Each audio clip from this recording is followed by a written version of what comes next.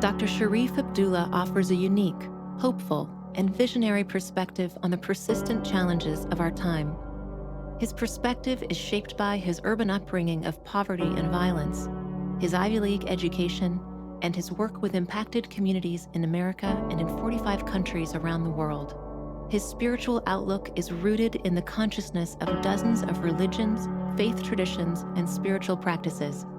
Sharif offers this unique viewpoint, helping us chart a course that explains where we've been, where we are now, and how we get to a positive future that works for all living beings.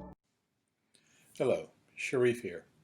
And today I want to talk to you about how our society is pulling itself apart. Or is it? We know the groups that are fighting each other, that are against each other, that sometimes it's based on race, and sometimes it's based on ideology, and sometimes we're not even sure what it's based on. But that is one way of looking at things. There's some other factors at work.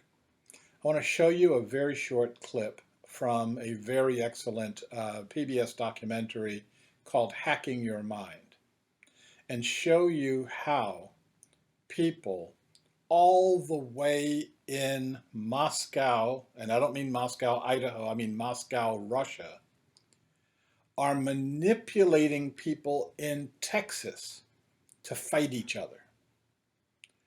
So let me show you that clip right now.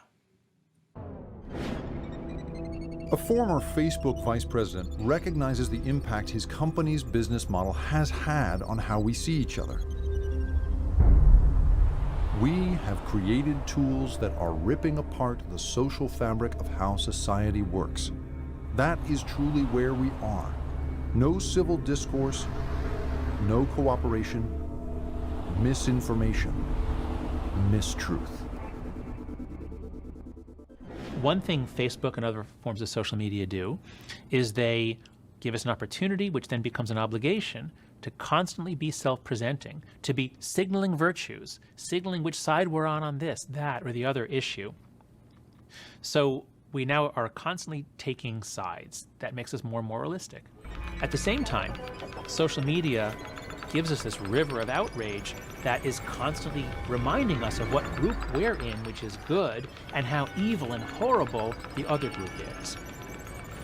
You put these two things together and you get hyper-moralism, hyper-judgmentalism. People are constantly showing off and displaying their moral judgments, and they're bonding with their tribe to hate the other tribe.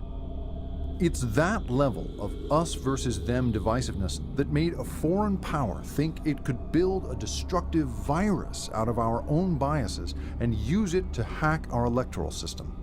Russian operatives are attempting to infiltrate and manipulate American social media to hijack the national conversation and to make Americans angry. Russia's efforts to use disinformation to influence the 2016 presidential election have received a great deal of coverage. But what's received less attention is that it was all aimed at confirming Americans' pre-existing biases. Muslim men are allowed 4 wives. This video, posted on Facebook by the Russians, was aimed at getting Michigan voters outraged about Muslims on welfare. So when they immigrate to America, they simply list wife number 2, 3 and 4 as extended family to qualify for welfare and a myriad of other taxpayer-funded government programs. Don't believe me? Call for this number for yourself and press 3 for Arabic. The only fact in the video is that the state of Michigan makes forms in Arabic available to its substantial Arabic-speaking population. The rest of the video is disinformation, aimed at inflaming pre-existing biases against Muslims. If you don't like seeing US tax dollars spent to support multiple Muslim wives, call your congressman and see if this Michigan welfare system for large families is coming to your state, and let him or her know how you feel about that. Please. The video was viewed by almost 1 million people, and overall 157 million Americans received Russian disinformation via social media. This was one of the results. In Texas, the Russians created a white nationalist Facebook group called Heart of Texas, which advocated for Texas secession from the Union. They also created another Facebook group, United Muslims of America, which claimed that the CIA created both Al-Qaeda and the Islamic State. The Heart of Texas group posted that it was holding a rally to stop the Islamization of Texas. And then the United Muslims of America group posted that it was holding a rally to defend the rights of Muslims, which just happened to be on the same date at the same location. Thousands were duped into taking part in an angry confrontation between Americans orchestrated by the Russians.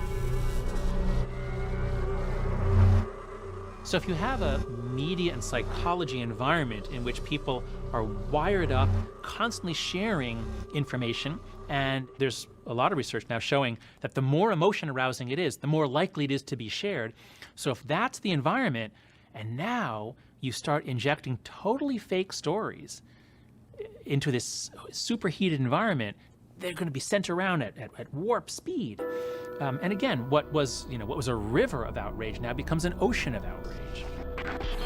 Of course, Americans are not the only ones who can be easily outraged by what turn out to be fake stories on social media. Consider Sri Lanka, where Buddhist extremists regularly post phony stories about the Muslim minority on Facebook. As reporting by Al Jazeera revealed, the fake stories were then widely shared on social media by other Buddhists, and suddenly mobs began destroying Muslim businesses across the country. An advisor to the president of Sri Lanka says, "We don't completely blame Facebook. The germs are ours, but Facebook is the wind." So, a theoretical right-wing Christian group in Texas that does not exist, and a theoretical Muslim American group in the United States that does not exist, got thousands of people to come out and bash each other's heads in because they have been manipulated to do so. I'm thinking that we need to rise to the occasion, and I don't mean trying to fight Russia or ban Russia from doing websites or anything like that. It's not about Russia. It's about how do we choose to look at the world? Are we going to look at the world with our adrenaline up? Are we going to look at the world with our anger up? Are we going to stop paying attention to those who want to manipulate us into unthinking action? Or we're going to take a step back and look at the world in a really different way. When I first saw that video, I had I remembered something from a movie, and I want to talk about the movie, but I'll try my very best to not give you any spoilers because it's a really good movie, and it's L.A. Confidential. And there's a scene in the movie where the two main characters have been manipulated to fighting each other. One character was really, really angry and was really trying to kill the other character. The character that's being beaten to a pulp by Russell Crowe, and that's probably getting beaten by a pulp pretty bad, the character kept saying, "Stop, think, who wants you to kill me?" It didn't mean that the incident that he was angry about didn't happen. But there was another game being played here. So how can we learn how to perceive the other game? Well, I'll tell you one thing. You can't do it while you're angry. It doesn't work that way. You have to be able to stop. Take the anger, take that emotional feeling that you've got, the anger, the disgust, etc., and put it to the side. I don't mean forever. I just mean put it to the side so that you can think, what should really happen next? How do we deal with the situation that's in front of us? And most importantly, can I even see the situation that's in front of us? We know how to do these things when we calm down. When I get upset, and I get upset a lot, I get upset just like a regular human being here, I have to, in the middle of the upset, take the step back and say to myself, I may not be seeing the situation correctly at all. There may be a whole other way of seeing it. The person in front of me that I'm angry about may be trying to help me see this new thing. Let me stop, let me listen, let's see what we are going to have to deal with. What is in our, what's lying in our future? Where are we going as a society? We keep talking about, well, each side of our great divide keeps talking about those people over there, as though we're going to get rid of those people, as though each side thinks that they're going to get a concentration camp big enough for the 70 to 80 million people that voted against their candidate. We have to find the common ground. We'll find it once we recognize that it's sitting right in front of us. Once we recognize all the people who don't want us to find that common ground. They think they lose power when we find common ground together. Finding common ground does not mean we all like each other. We're all going to go holding hands and going tra-la-la into the sunset. That's not going to happen. But we can put aside this stuff enough to recognize our mutual humanness, for us to recognize that we're in the same boat and we can't set fire to the boat. We can't drill holes in our side of the boat and think nothing's going to happen to them. Once we do that, we start looking for the way forward. That's the work of Commonway.